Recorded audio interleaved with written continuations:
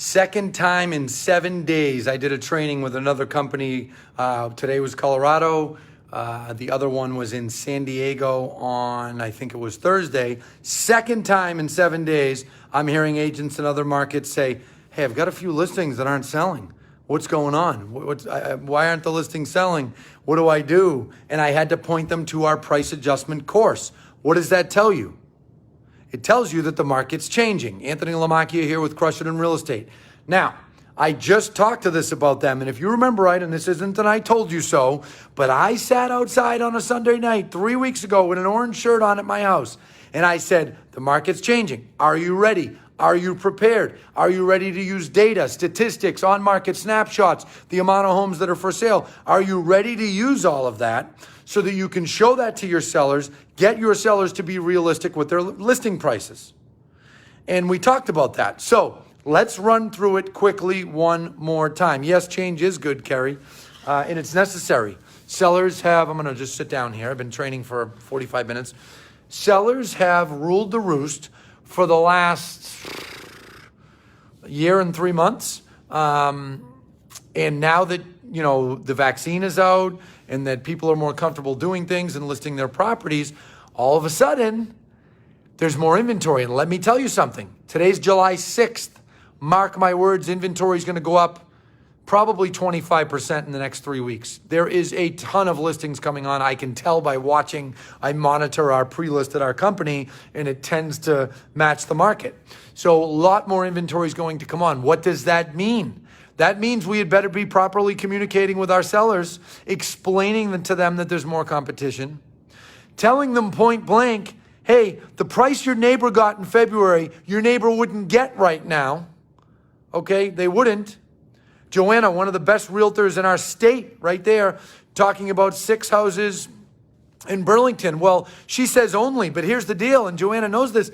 That's 5 more than were for sale in February, right? So there is more inventory, and it's going to come up substantially, and you have to be ready for it. Now, don't get me wrong. I'm not here predicting that we're going to shift to a buyer's market. That's not going to happen this year. But are we going to head a lot more in that direction? Yes.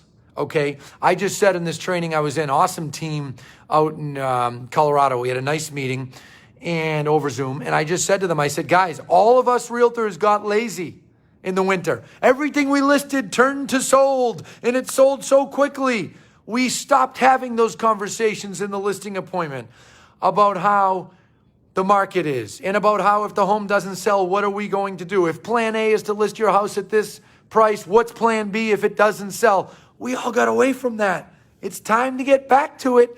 And for those of you that have got sellers that aren't selling, that's tough. You got to talk to them. You have to have a heart-to-heart. Check out a blog on our website. I'm going to put the link. It's called The Art of a Price Adjustment. Yes, it's on my company's website.